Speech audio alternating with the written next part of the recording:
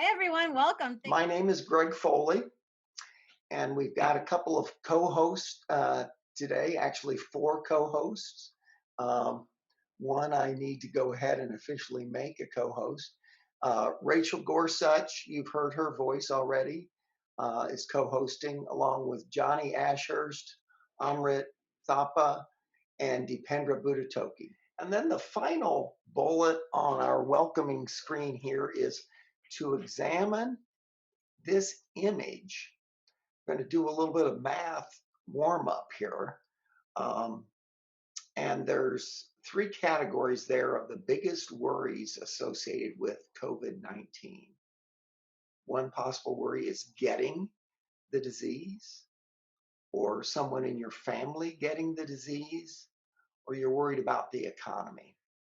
And this survey was actually done some time ago. This is something I captured, I think in April is when. I have. People are starting to notice that these percentages don't add up to 100%. So that's Mm, kind of an interesting thing. yes, Um, indeed. and D Bridges says, I see some overlap in the worries. They're not mutually exclusive. So this idea of biggest, it's not like technical. And I think for right now, those are the couple responses Okay. that I Well, noticed. we'll be getting into that warm up activity in a minute.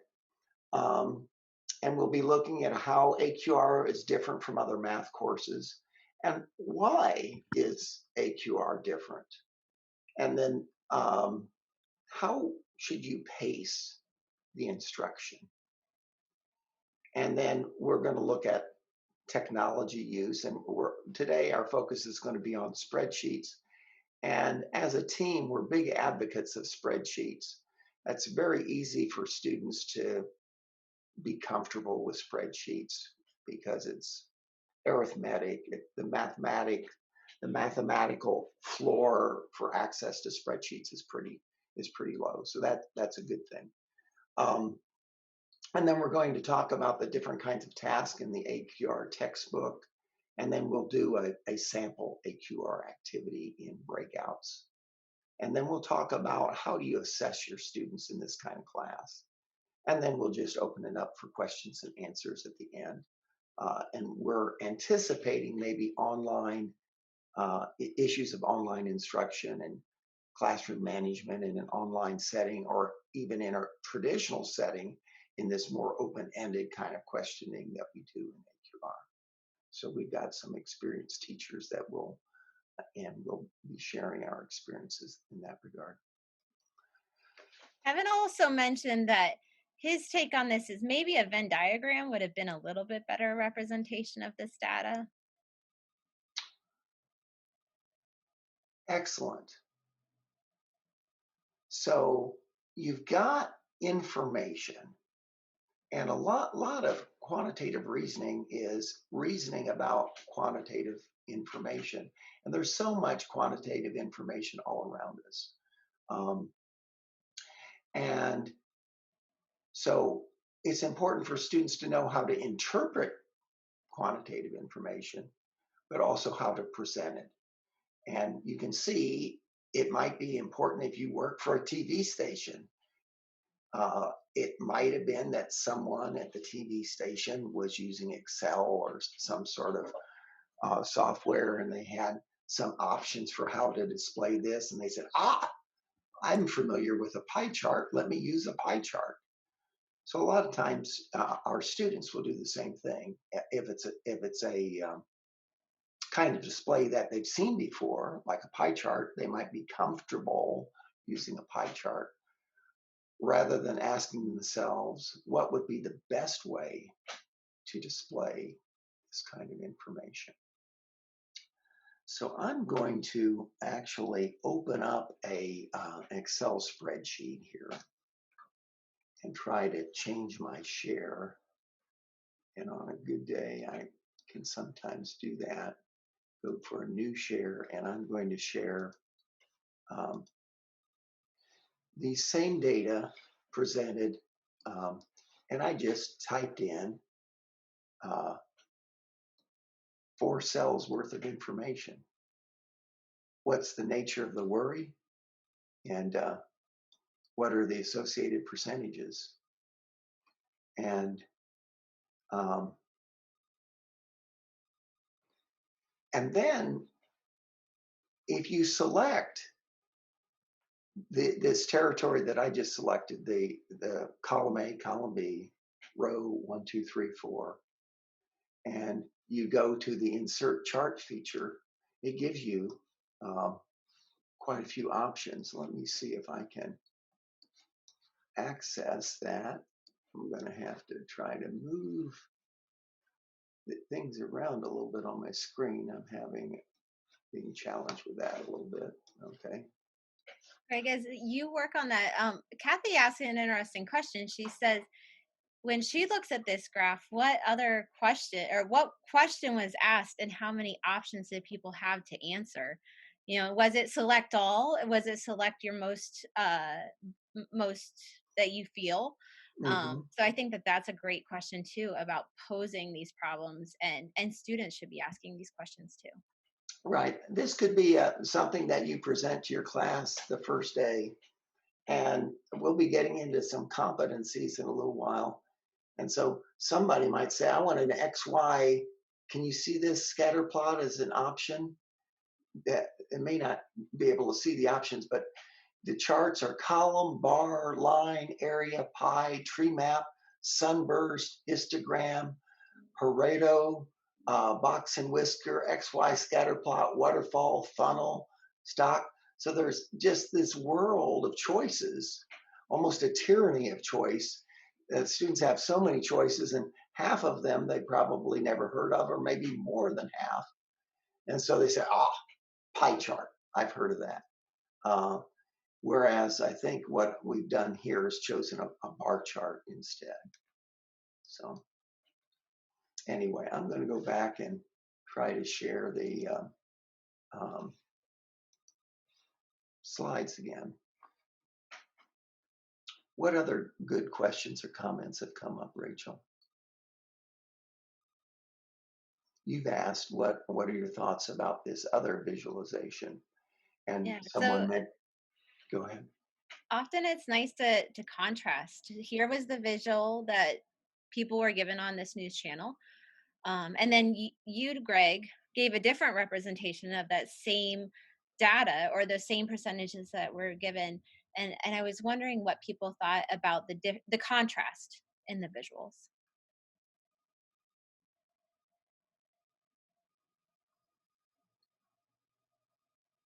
And Greg and I like wait time, so it might be awkwardly silent for a minute because we want to Mhm. give you the opportunity to type into the chat and press enter.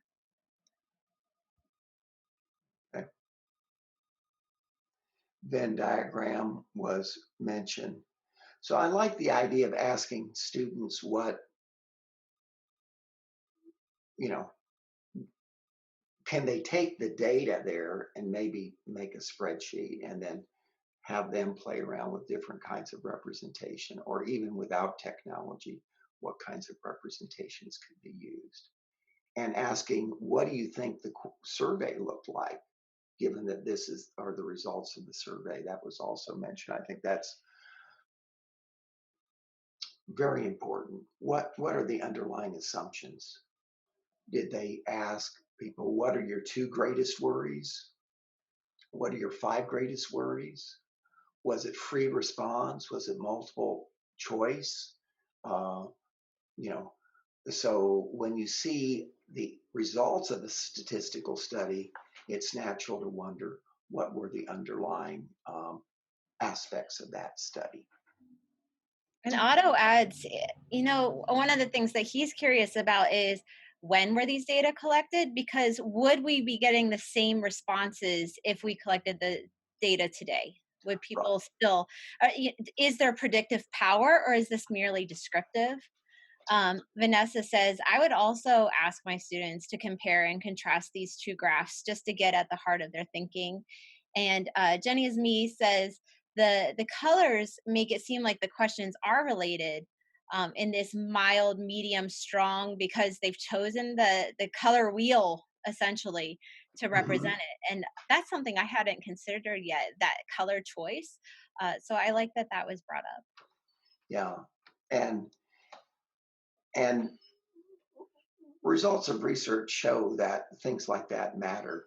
That in interpreting these data, the average TV watcher might pay just as much or more attention to the color, that 48%, but that's, since it's in red, that must be a very strong feeling, even though only 48% mentioned it. They thought that that was stronger, and that the economy maybe was more towards amber. So, okay, that's not as strong a feeling.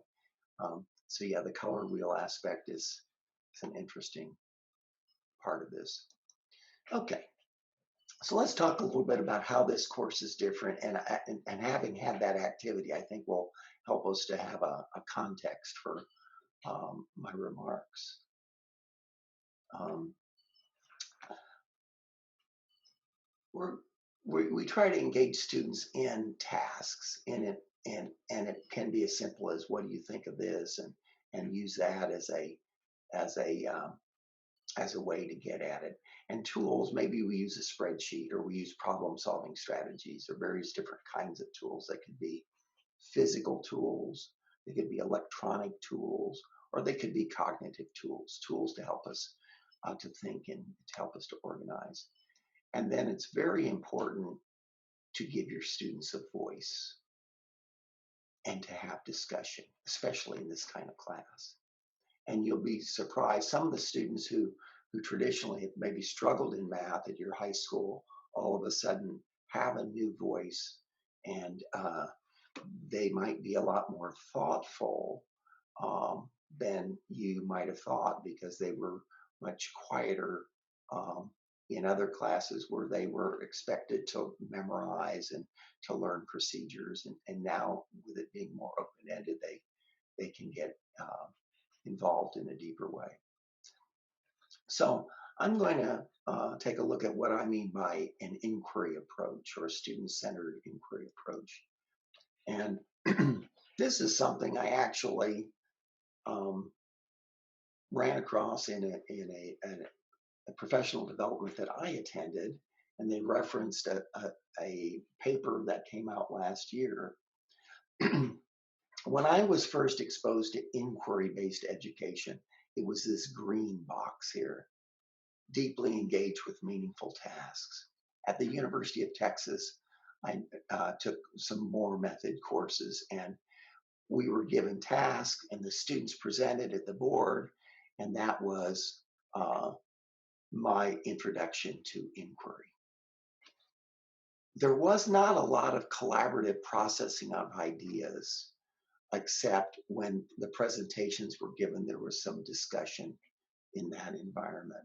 But the more modern version of inquiry is definitely to give students a chance to collaborate and share their ideas before they present out to the entire class.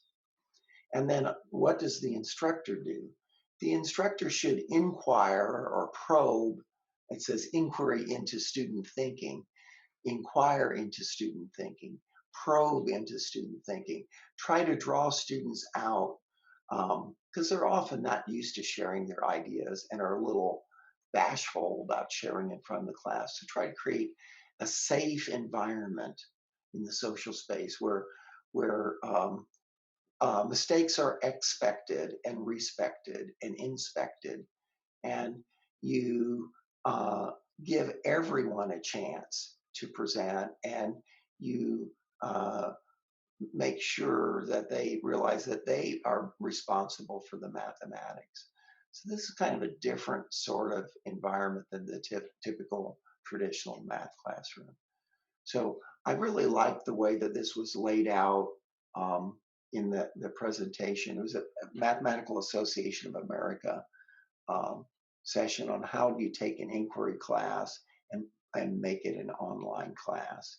And I thought it was very helpful that they looked at from the math aspect and the social aspect, and also what the student should be doing and what the instructor should be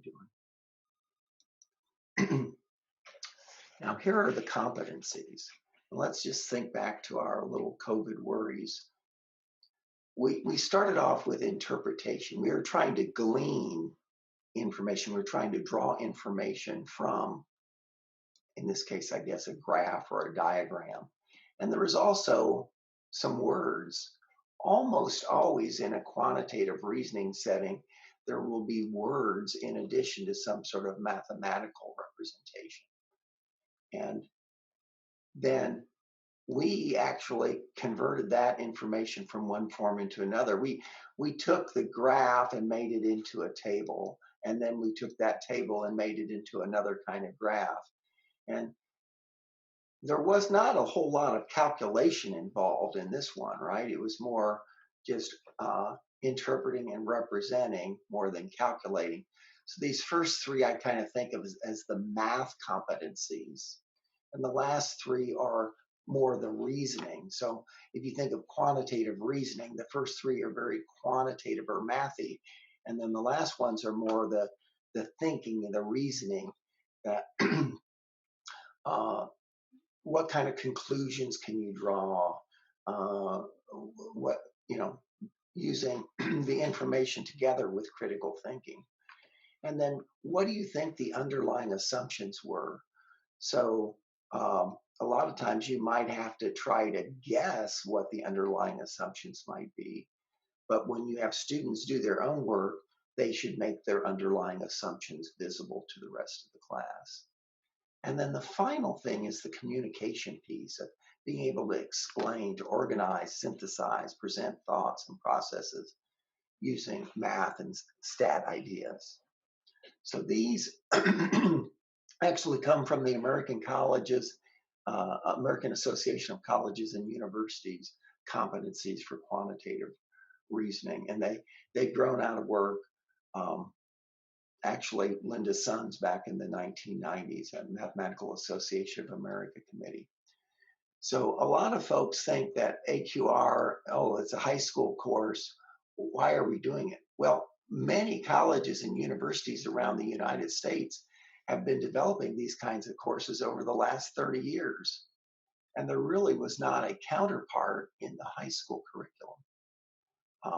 There was a high school algebra and college algebra. There was high school calculus and college calculus.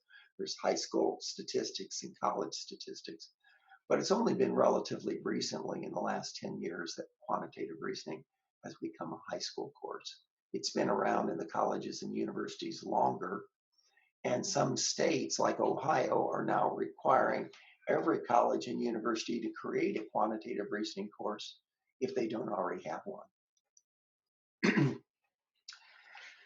So I probably wouldn't lay this on my students the first day of class, all these 6 things, but I might start with something a little simpler, that you've been doing math since elementary school, and in the quantitative reasoning class, we'll be drawing on the math, a lot of it starting with 6th grade math, percentages, fractions, decimals, probability and statistics, and then basic algebra and geometry. So the math is going to come from grades 6 through 10 or grades 6 through 11, the math that they've had prior to coming into the course. But there'll be a much richer, deeper, stronger connection to real world. And there'll be the reasoning part of making the connections between COVID-19 worries and and how do you represent that mathematically. And Ellen Peters, I've been reading this a book of hers called Quantitative Reasoning in the Wild, Innumeracy in the Wild, actually, is the title. And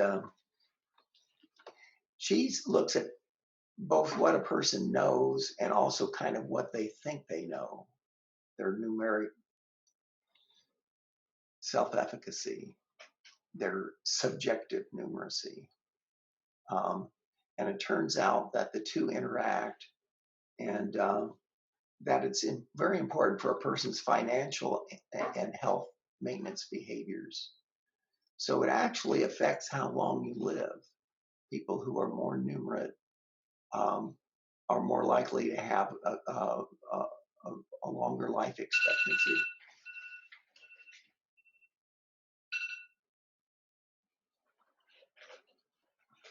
Okay. So I don't know why I had that alarm set, but I did. And she gives some examples. Um, most parents cannot interpret growth charts. Most adults don't understand medical testing, like testing for COVID, for instance, how that works. Diabetes patients have lots of trouble because it's so complicated to determine um, how much insulin they need or whether they need insulin. Most adults, if they miss a dose of medicine, don't know what to do next. Should they take a double dose? Should they delay? They have lots of options in shopping situations. Simple things at the grocery store, comparison shopping, and so on. Most adults struggle with that. And I put in a little task here because I've been talking way too much. So here's something to think about. Don't put your answer in chat yet. You can type it, but don't press enter. So look at this question here. You owe $3,000 on a credit card. You make a minimum payment of $30 each month at an annual percentage rate of 12%, or in other words, 1% per month. How many years would it take you to eliminate your credit card debt if you make no additional new charges? So you decide not to charge anything to this particular credit card. You're just going to try to pay it off by making these minimum payments. So we'll give you a little bit of time to think about that. And maybe 30 seconds or so, I'll let you press enter. But for right now, work on the problem, think about it, and type in your result, but do not press enter. Kevin Dale says, infinite. How many years? An infinite number of years.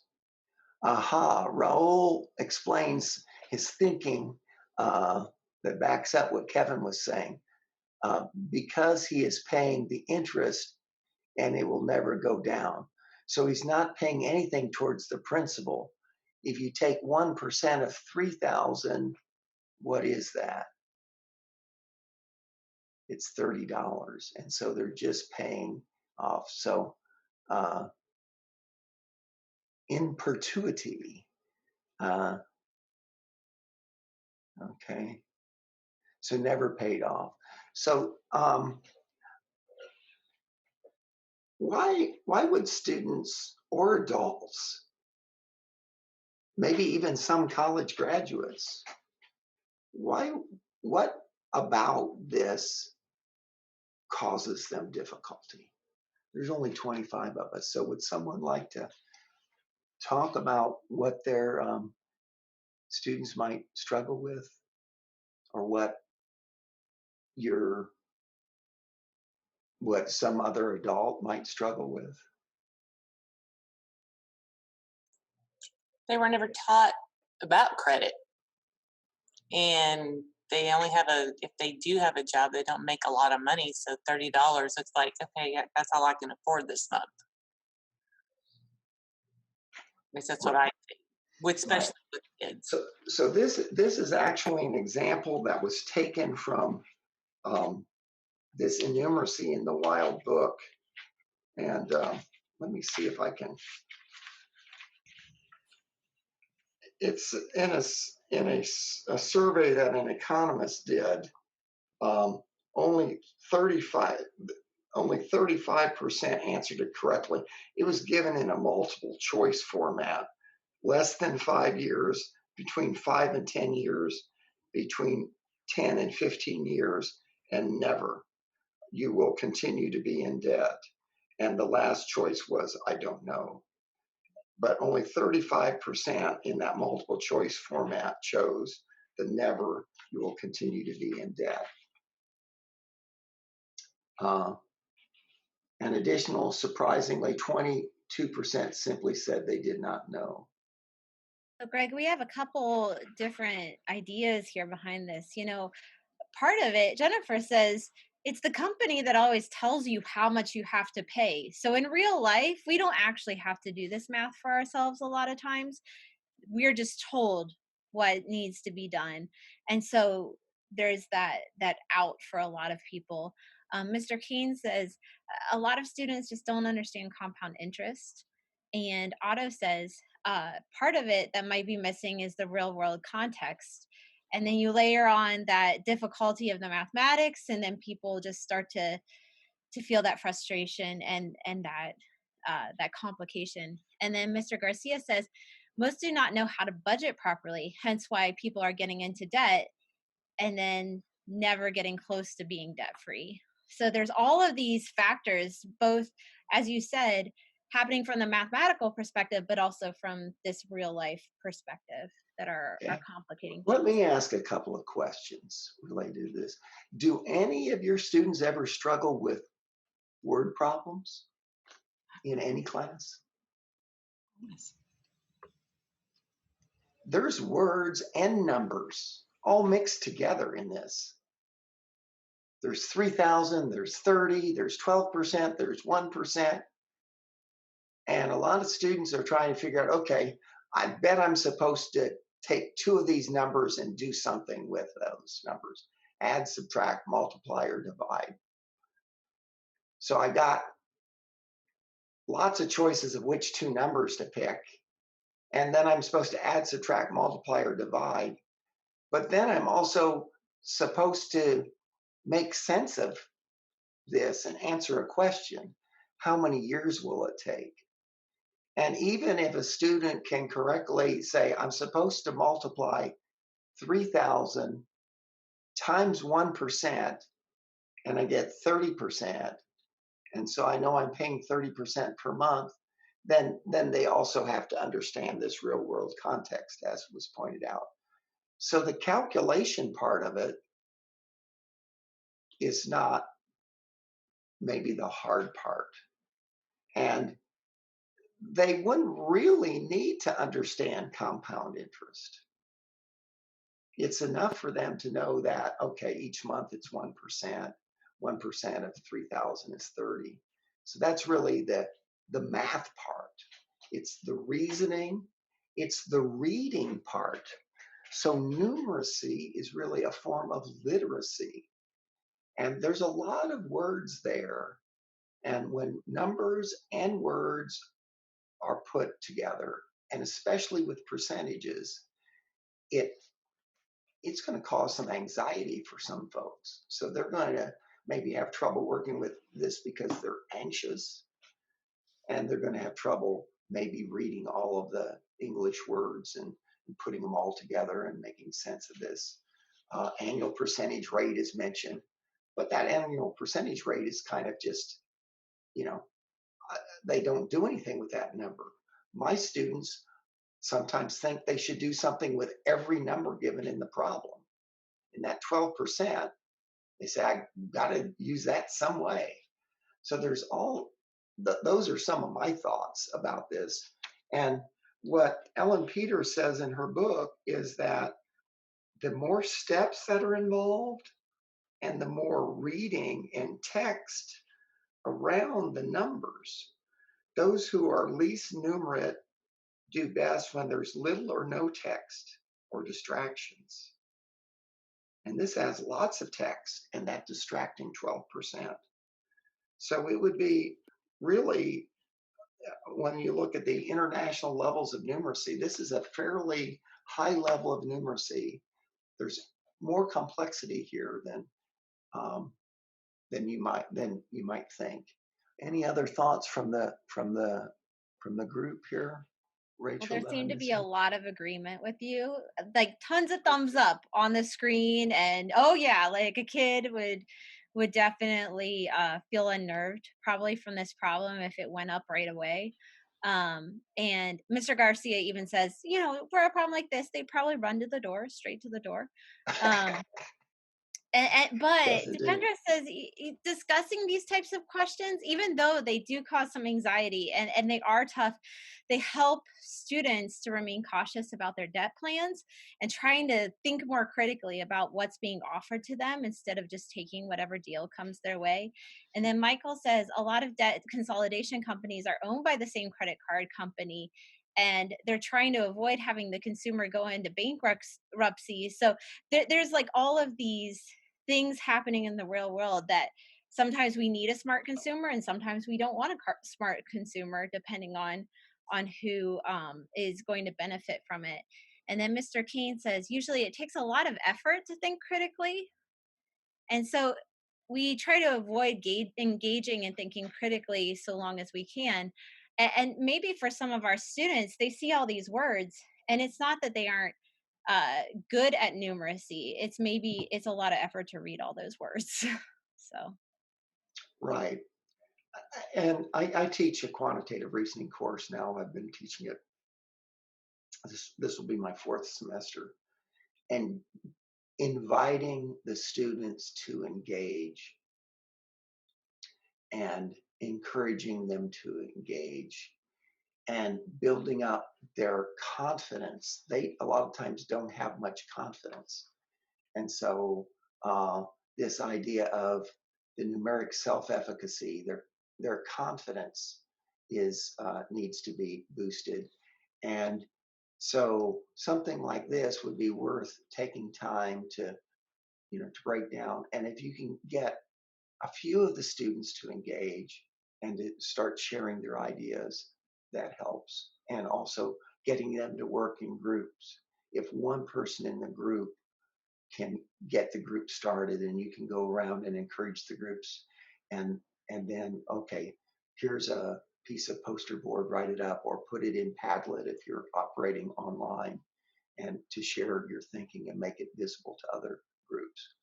So giving them time, giving them space, giving them an opportunity to engage, and creating a safe environment so they won't be embarrassed. And in fact, if you point out that only 35% of adults answer this correctly, then it's like, oh, well, then maybe this is not an easy problem. A lot of times the worst thing you can do is say, I can't believe you can't do this. This is so easy. Well, this isn't easy for most people. 65% of adults don't find this easy at all. well, and Greg, looking at that and talking about that building confidence, when I saw that problem, I didn't have the end answer right away. Um, but I would say to a student, it's okay not to have the end answer. Could you tell me what's going to happen next month? And I think sometimes, or maybe a group has had a good conversation, and then you give them permission to research an interest formula that they don't have memorized because that they're start trying to cram so much into their brain. So giving permission to research, but also to take a big problem and break it into a smaller problem that seems more manageable, I think those go a long way in building confidence for students. Right. So a lot of students, uh, when they see something like this, what might pop in their mind is something like this. What is the right formula? Uh, if they haven't already run out the door, like Mr. Garcia has pointed out. So we want to talk about pacing and technology and AQR task, and we want to leave time to break into our groups and do some other things. So we need to keep the ball rolling here a little bit. Um, go slow. Go slow. Students need a lot more wait time than what we give them. And so one way to slow things down is to put them into groups and give them a chance to work on something. If you have what you think is a question that is going to be easy pickings for them and they're struggling to come up with something, say, okay, get with your groups. Let's do a breakout and let's talk about this in in your breakout or in your small groups. And that's a way that I can slow things down in my class, to give them time. The point is not that you can solve quantitative problems. The whole point is getting them to be comfortable with and able to solve quantitative problems that are connected to the real world. Technology, we like to use spreadsheets. And the reason is if we look at the, there's two versions of the book. There's a Texas version that has a cover that looks like this with the Texas bluebonnet on the cover, and it has 3 parts. And then there's a revised edition that actually has a 4th part. The Texas version came out in 2015. The revised version with the extra section on geometric reasoning is 2017. The course will be unlike anything you've done before, but one of the things is that you'll find if you go to a section of the book, that there'll be blue boxes. And the blue boxes are explorations and quick questions and investigations. So as the name suggests, the quick question is something that students should be able to answer relatively quickly. For the equation y equals mx plus b, and maybe I need to make this bigger so we can actually read it. For the equation y equals mx plus b, what type of line results if m is equal to 0? Maybe that will be a quick question for your students, maybe not. If everyone looks at you like deer in the headlights, then you say, well, discuss this with your group members. And then eventually they might say, oh, it would be a horizontal line. And what happens if v is 0? What is the slope of a horizontal line? So this is really sort of assessing what prior knowledge they have as they get into these different kinds of lines that they'll be looking at in this section. The exploration, it says, using scale markings in this figure here on the left, estimate the coordinates of the 2 points labeled. So what would the coordinates be for this ordered pair? What would the coordinates be for this ordered pair? And that's something that group discussion might help. So this is something that they probably experienced in algebra courses, maybe even in middle school, but we start by reviewing information that they've seen before. But then we extend.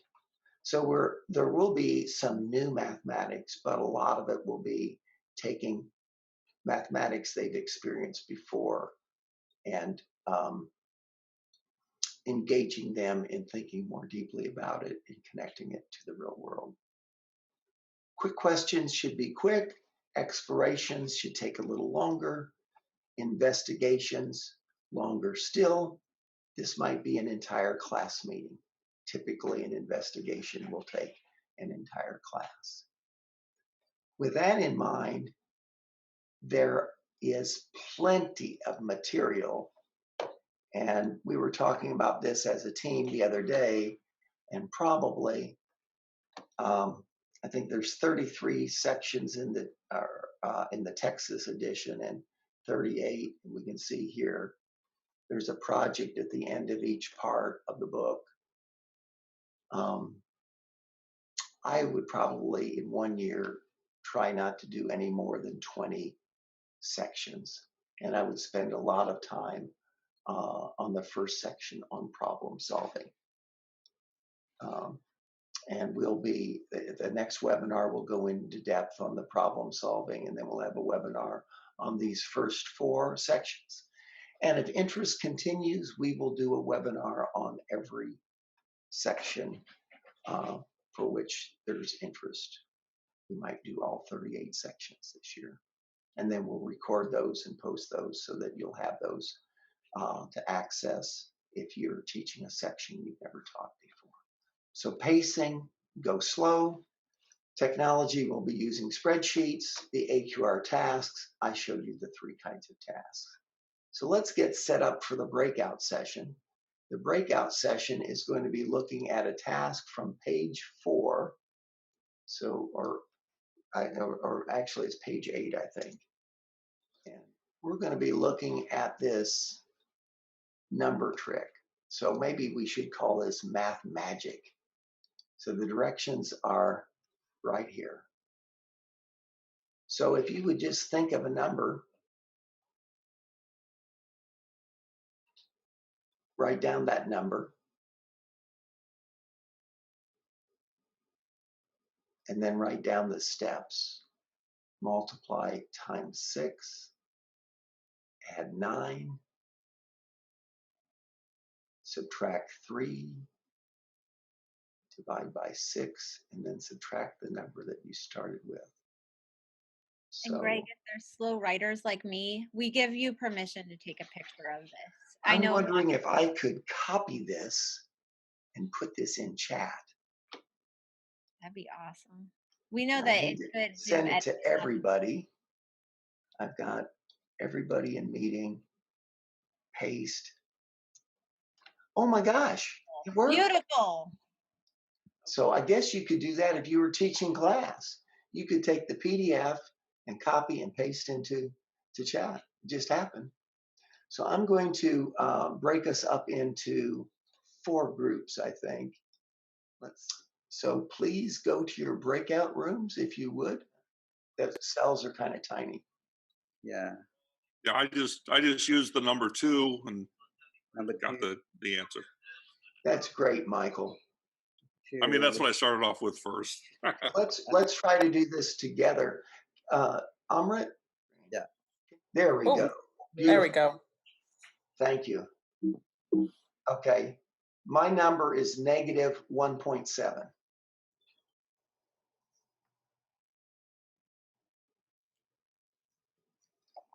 Okay, does anybody else have another number they want to start with? 0. 0. Okay. Okay. Okay. So what we are going to do here is multiply. Formula, multiply by 2. by By 6, I'm Whoa, sorry. whoa. by 6. My plus 9. And so we'll see what happens to the other, and then Say equals. Now don't use sum, please. Don't use sum, please. Just click on the cell. okay, Click on the cell, and then say times or whatever the operation is. Plus 9. plus 9, Minus 3. and this is we can see what happens to other values. So I think you're getting the same. You got the same answer. Is there Equals. and this Minus 3. minus 3. Okay, beautiful. I'm going to let you carry on, and I'm going to see what other groups are up to. Okay. Divided by 6. Divide by 6. So at the end. He picked 1. Oh, I see now. Yeah, that was in the chat. I picked 7. Angela, 7. 7. X, but we can say 3. Okay. I don't know. Am I the weird one that picked pi? Ooh, Yep. wait, if you're going to do that, you You're should definitely the Math nerd. It's okay. We like math nerds. you should not do that. You should, if you picked pi, you should actually put the symbol for it. Oh, PI. Yeah, because otherwise it's not going to work when you do the algebra. really though? Okay. Well, we've already got one that has a generic thing. Kevin is. Yeah, Kevin went and did some He symbols. thinks we've got a computer algebra system here or something. All right. So, Dr. Foley, are you leading this group or am I leading this group? You're leading this group. I'm just visiting to see what's going on. Okay. I I'm didn't get a gonna get out of here and let you have fun. I didn't get a for sure. Hey, you're leading a group, so I kind of figured that was me. Yeah. All right. So we have these steps, right? So think of a number was the first one. The second one was multiply by 6. Does anyone know, using a spreadsheet, how I could multiply the number? Important. You can argue with me that they're not important, and we should disregard this one because I'm always open to listening and adapting my opinions based on good ideas I hear from other people. So, what do you got for me? I love puzzle. Well, this reminded me. I got a birthday card one year that did this, and it said, to do some different things, and the final answer was your date of birth. And so it was just a math puzzle like this, and that was just so cool. And then once you get into algebra and you sit down and you start looking at it a little, and you can find inverses. Or you can substitute X a lot of times, and that helps you see what's going on. Okay, welcome back everyone to the main session. So I went around and visited the different breakout groups. And so if you use breakout groups with your students, and if you're operating remotely, you probably want to assign roles in the breakout group, like discussion leader, someone to take notes, someone to monitor the time, and other kinds of duties like that you think are appropriate for the activity. If you assign those duties in advance, and then when you check in, you can say, all right, discussion leader, where is the discussion at? Okay, note taker, who's going to report out from the group? So we didn't assign those, but would someone from the first group, other than the group leader, tell us a little bit about what happened in your group with this activity, please? I learned how to use Excel and how to do the equals and the addition and the subtractions, which a lot of the kids may not know how to do when you use a spreadsheet on the Excel, and how that can actually help. So Learning Excel. And if you learn Excel, using the addition and math part of it. Right. If you learn the math part of Excel in part 1 of the course, then when you get to statistics, the students are already comfortable with Excel. So you first use Excel as sort of a problem-solving tool, and then it becomes a tool for doing financial mathematics. And then it becomes a tool for doing some maybe basic kinds of statistics like averages and weighted averages in part 1. But then when you get to statistics, you're starting to do bar charts and different kinds of graphs and stuff. And then when you get to modeling, you could do go even deeper into Excel. So that's kind of the beauty of using Excel, is that it's a tool that helps them organize their work. It's a tool that helps them work on some problem-solving strategies. And strategy 1, use a systematic list or table. Oh my gosh, a spreadsheet automatically is a list or table. Look for patterns. So what sort of patterns did you notice? Maybe somebody from group 2, did you notice any pattern in this problem?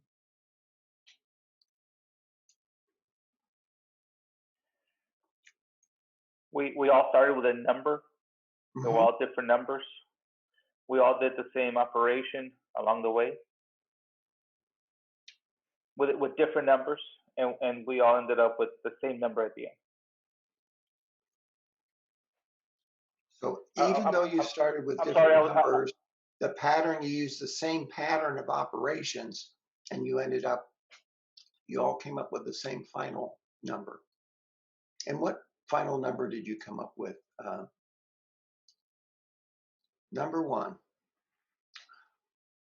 And then if we skip ahead a little bit to use algebra, we could use algebra. I think one of the participants in one of the groups said they want to start with the number A, where A is maybe some real number. And when you did that, what happened? I think it was Kevin Dale who chose A as his number. Is here someone from his Kevin group had speak? to step out Right. for another He had meeting. another meeting.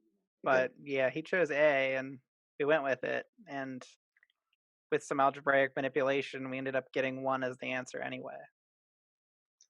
So what was the first step? I think it's over here in chat. Think of a number A, multiply it by 6, it becomes 6A. Yep. Add 9, it's 6A plus 9. Subtract 3, it's 6A plus 9 minus 3 is 6A plus 6. And then divide that quantity, 6A plus 6, by 6, and you get A plus 1. Subtract the original number, A plus 1 minus A is 1. So not all students are going to use algebra to solve this problem, but what you're asking them to do is they actually get to try out several problem solving strategies, maybe just in this one problem. One of the groups said that they got someone in one of the groups said they got a birthday card one year and they went through this process, and the number they came up with at the end was how old they were. So someone created a math puzzle like this. Mr. Kane says this problem can be visualized using tiles, so multiple representations. One of the problem solving strategies was to use a picture or diagram.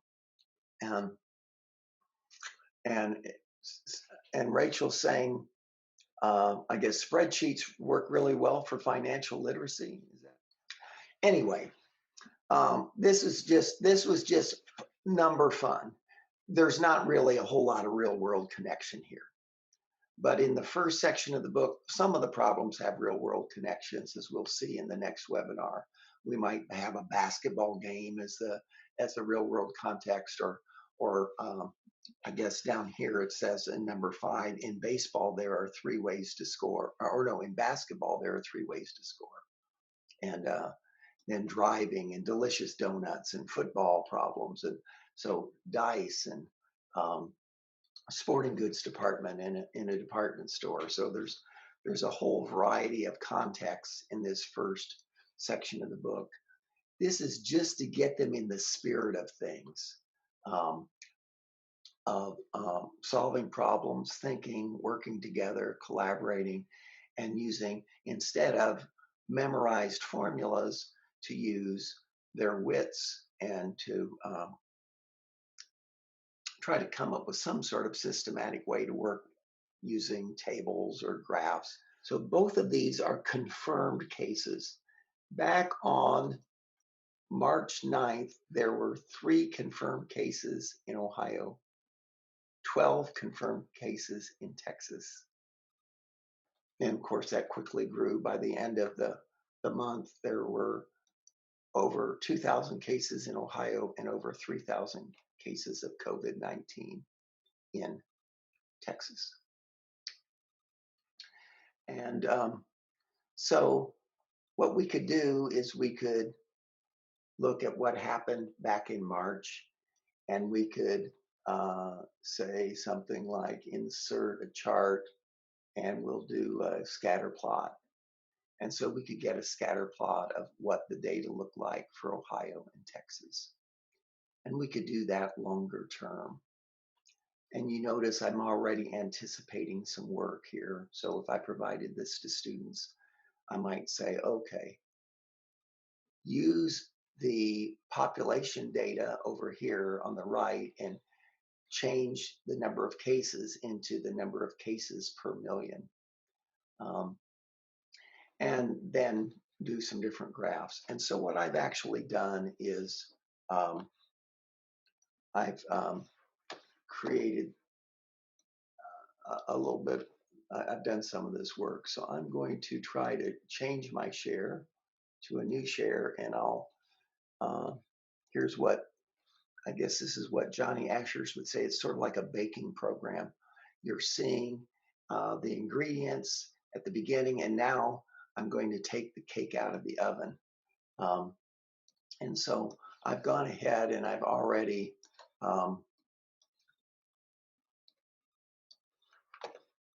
computed these to the nearest whole number. The cases per million in Ohio for these first 4 days was 0.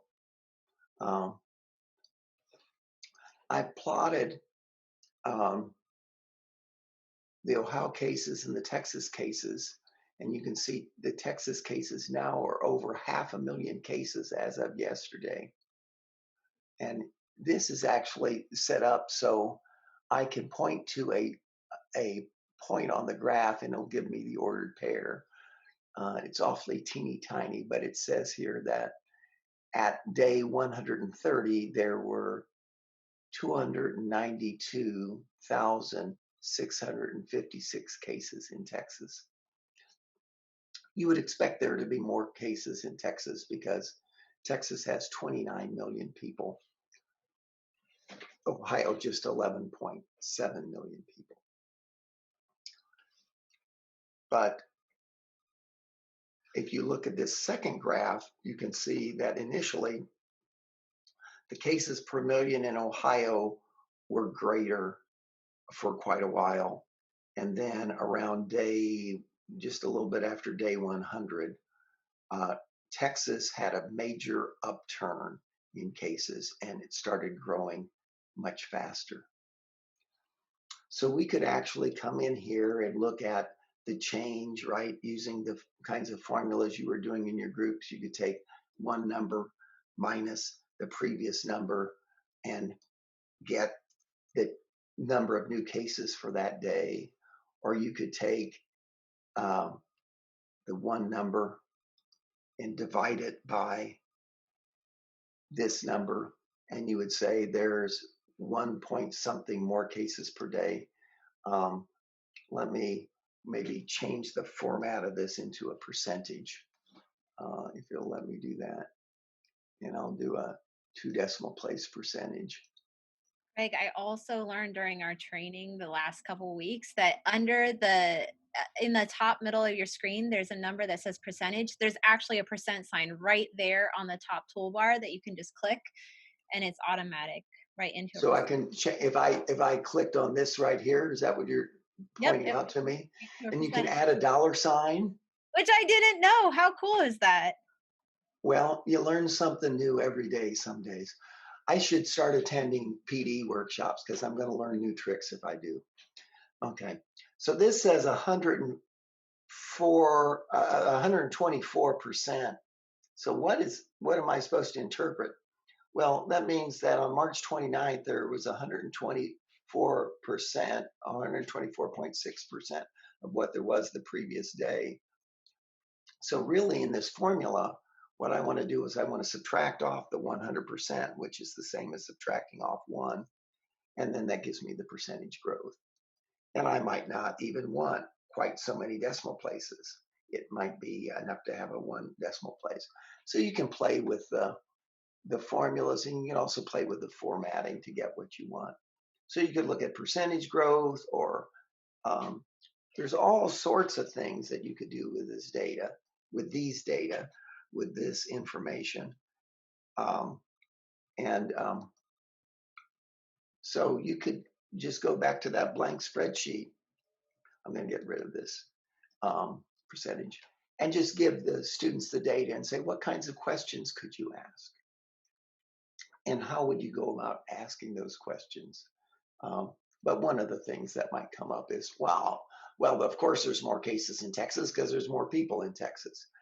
And then so you can have more of a fair comparison by looking at the cases per million. So that's just one example of kinds of things that you'll eventually be doing with spreadsheets. Not on the first day, maybe. Start with the simple things and get students comfortable with spreadsheets. And then by the time they're, you're in November, they'll be doing some pretty amazing things and ready to get into the statistics section of the book. So, where are we in our little game plan for today? We have about 10 minutes left. Okay, so maybe we should open it up to Q&A. That was supposed to be the last 10 minutes anyway. So what kinds of questions do you have?